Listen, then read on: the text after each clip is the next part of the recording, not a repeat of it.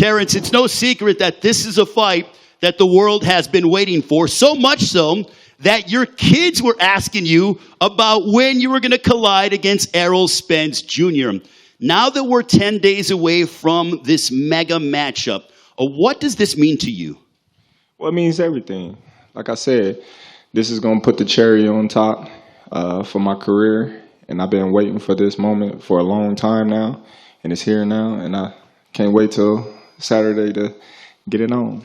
You got here on Sunday. Why did you decide to come to Las Vegas nearly 2 weeks before the fight? Is that something customary, or is it just extra added things that you're trying to do to better equip yourself for this huge fight coming up on July 29th? Just, come get used to the heat, get used to the atmosphere, everything. So come fight night, we be 110% prepared. My final question before I turn it over to the medium. When you fought Ricky Burns and you had to go over there to capture your first world title, did you ever think that you would be here in Las Vegas headlining a massive pay-per-view, a fight that the world has been clamoring for such a long time? Not at all. Like I always said before, when I fought Ricky Burns, my only thing was winning a world championship title. That was my dream. That was my goal. And I succeed that one night, and the rest is, extra credit. All right now I'm going to turn it over to the media for questions. Raise your hand, ask your question, wait for the microphone to come to you, and we will go ahead and ask questions to the reigning WBO welterweight champion of the world, Terence "Bud" Crawford.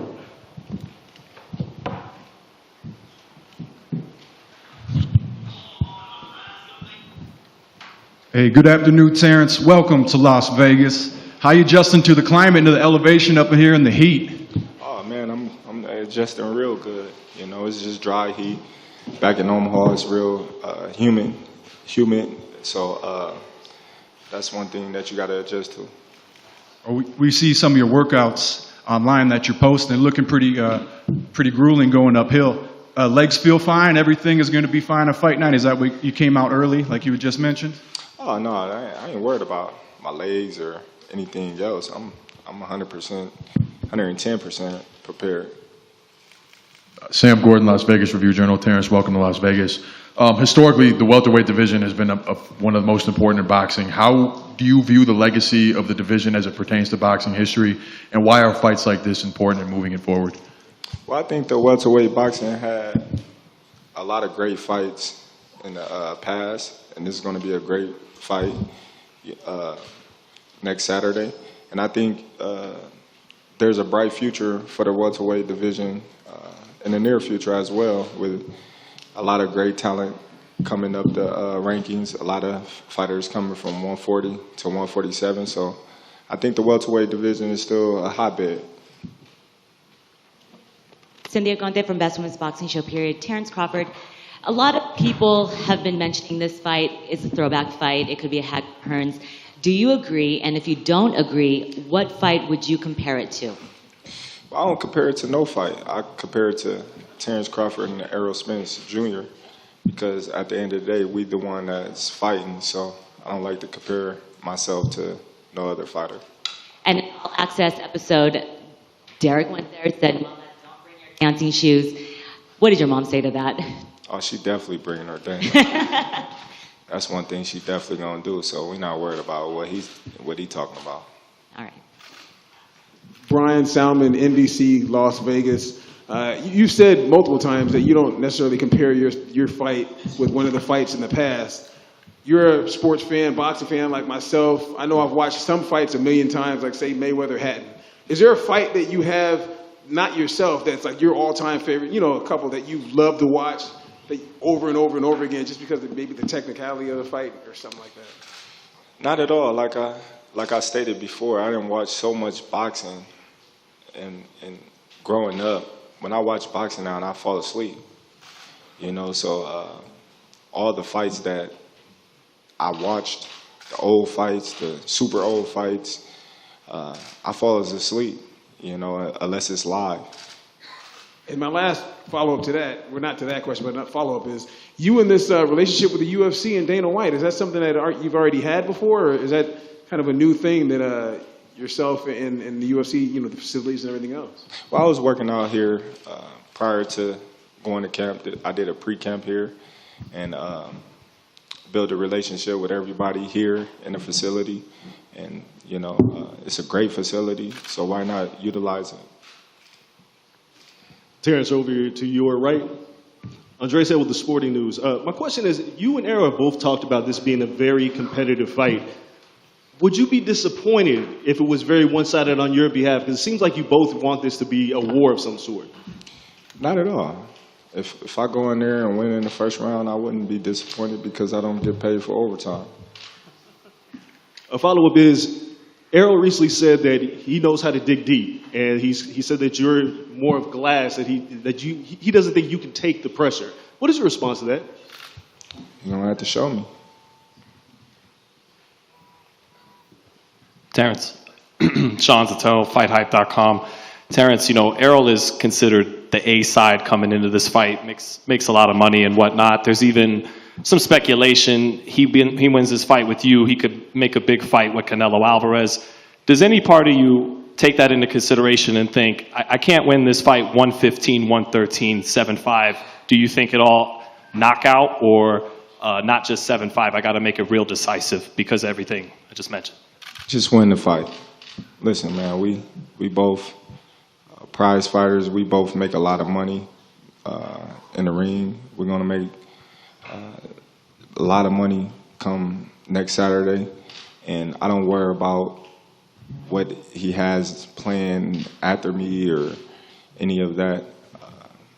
I don't worry about going in there and knocking him out. I just worry about going in there and getting the victory, and that's what I'm going to do next Saturday. Hi, Terence, right here. First, I have a message from Chris Cyborg who says good luck. Secondly, you already touched a little bit about training here at Apex. I know you've mentioned in the past wanting to potentially do an MMA fight. Does that give you a little bit of extra itch now that you see all these other MMA fighters training around you? No, not at all. You know, like I said before, I used to wrestle a little bit, but UFC and MMA have never been something that I was planning to do or was training to do.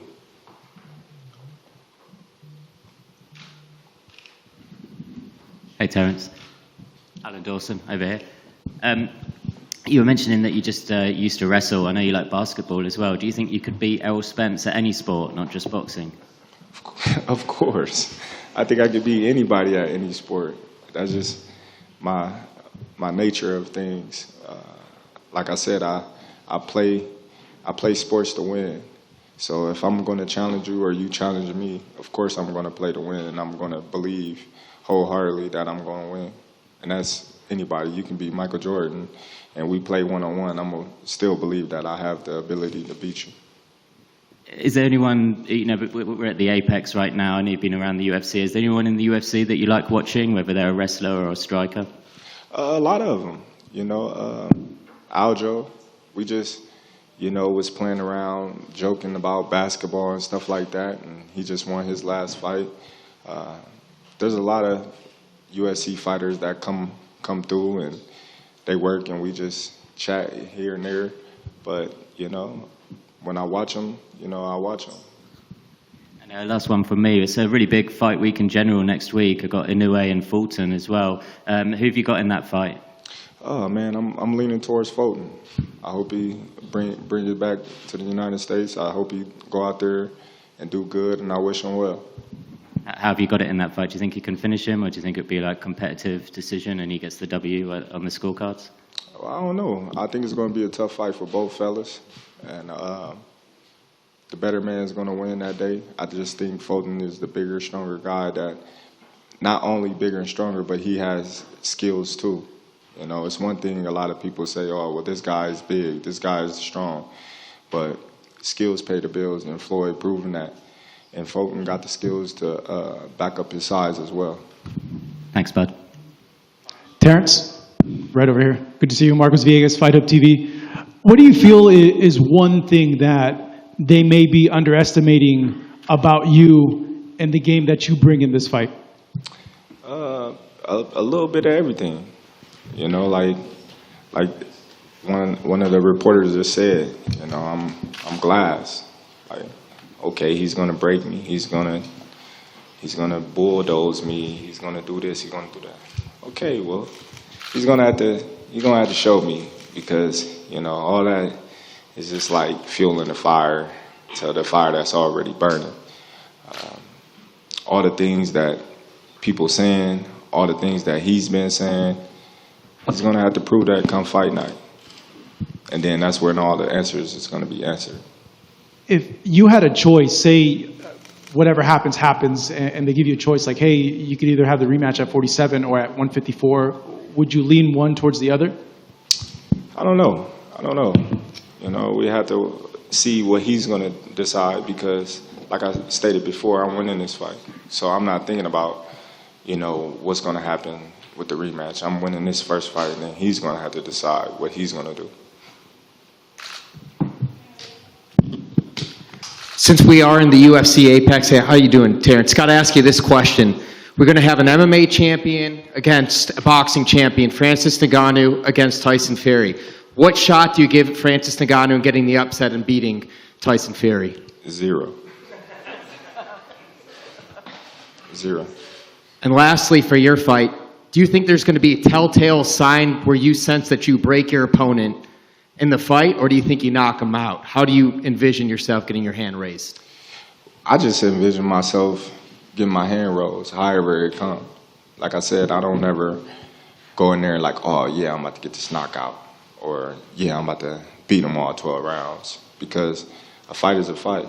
But at the end of the day, my hand will be rose at the end of the day. Terence, right here, Ron Gerard, American Urban Radio Networks. It took so long to make this fight. Everyone anticipated it took so long.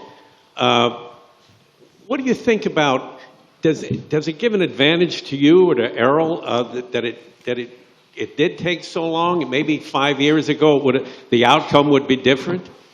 I believe it's happening at the right time. All the belts is on the line. More to fight for, and what better way to have it than to have it for the undisputed welterweight title of the world. So when a lot of people are saying, oh, well, this happened too late, or this should have happened 2 years ago, but who would have said 2 years would have been premature? And then what? Then what we would have had to be our dancing partner. Then what mega fight what we would have had coming off of the fight with each other. So I feel like it's happening at the perfect time, and the perfect time is now. All right, we are back here ending the workout of Terence Bud Crawford, the WBO welterweight champion of the world, looking to become the first man to become undisputed in 2 divisions. Terence, the vibe I got from you, I know you said your favorite movie is Rocky III, but as I'm watching you work out for the past hour and a half, the vibe I get from you is Clubber Lang heading into his first fight against Rocky. Is that fair to say that you're that dialed in, you're that focused as you prepare for Errol Spence Jr. July 29th on Showtime pay-per-view? Well, of course, you know, like I said, I'm always dialed in, I'm always focused for any opponent, and this is no different than any other opponent that I faced in the past. So there's no extra added motivation, you're not amped up even that much more, it's just kind of like, this is what I have to do? I'm amped up about the fight, but at the same time, my focus is on the same level. I'm always extremely focused for the job at hand, and I'm not going to say that I'm more focused for this fight than I am for any other fight, because I'll be lying to you. As you're thinking about this fight, how important is it for you to get this win over Errol Spence for your legacy? And I know you're a student of the game of boxing. Obviously, I know you want to be able to put this victory on your record as you move forward in your career. Well, of course, you know, like I said, man, y'all keep asking me the same questions.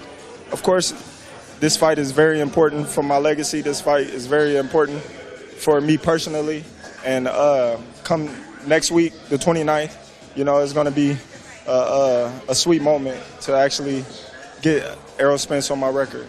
You got Steve Nelson, who's in camp with you as well. You guys have been together for a very long time. How much do you both feed off each other's energy? He'll be on the undercard. Oh, we feed tremendous off of each other's energy. We pick each other up when we down. We hold each other accountable. When he's tired, I push him. When I'm tired, he push me. We train together. We work together. We spar together. You know what I mean? That's my brother. On All Access Episode 1, we saw that you did a send-off in Omaha, sort of, breaking away from everybody, giving, respect and thank you to all the fans out in Omaha, your hometown. How much did that mean to you, and why did you decide to do that? It means a lot, let them be a part of this. This is a fight that each and every one of them been waiting for.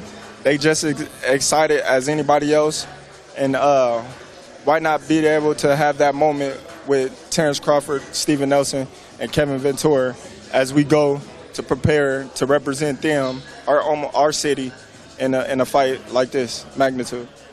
What kind of Errol Spence are you expecting on July 29th? I'm expecting a 110% ready, sharp Errol Spence Jr. He's going to be determined. He's going to be ready for everything, and that's what I expect.